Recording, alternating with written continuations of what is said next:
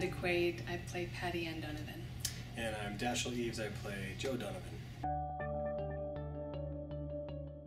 The first I heard about it was the first day of the workshop, because Kirsten's, I think her grandmother, that's how they moved into their house in Boston. And from what I'm told, Kirsten even had a hard time once she got interested in ghost buying as a concept, and she'd heard that term from her grandmother over the years, but when she went to research it, it was almost nowhere to be found as a term. So it was so under the radar that it didn't even seem to make the history books. The dialect that we're using is would be similar to a South Boston dialect, and we're also in period, so it's not necessarily the Boston of today. It would be the Boston of 50 years ago. I started on this dialect because it was not a comfortable one for me initially. I started months ago with listening to native speakers, trying to find women from the area and from the era to mimic. Dashiell has a lot more background. Yeah, I didn't do any research at all except for many Christmases in South Boston with my wife's family. And so Dashiell has been such an incredible resource as well. Even with our dialect coach, often I'll go to him and ask, how do you say this word, or can you call your mother-in-law, or tell her. It's a delightful dialect to play around with. So when you go home for the holidays in Southie, it's hard to resist not just staying in it the whole time, because it's a lot of fun. It was trippy the first day. I was so excited to meet who would be playing the older me, and I would be playing the younger her.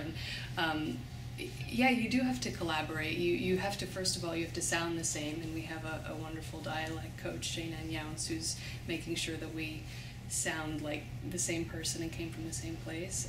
But you also have to be mindful of each other's physical habits as well. And I know both Jenny and I are trying to incorporate little things that we do in both of the acts that we're in. Yeah, I think even when you're not working consciously to take on the habits of the actor who's playing you in other scenes in the play, I think there's something in your mind as an actor that almost happens automatically, and by osmosis you absorb things that the other actor is doing. I've found, I mean, I haven't spent too much time taking notes on what Bob Hogan does, but I listen to him a lot, and he does the same. Issues of race are very common themes for plays, as are issues of class. But I think that this play does something very unexpected, which is to take race and class and flip what you expect on its head.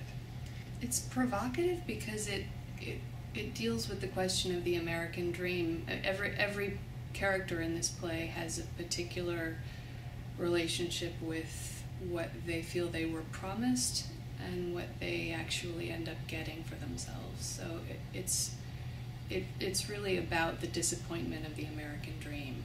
So often in this country, young playwrights get kind of funneled into this eternal development process, and to have a place with such a beautiful resource for artists that's doing new plays for such an affordable price, it's a privilege and it's a joy. So come and participate and support this work.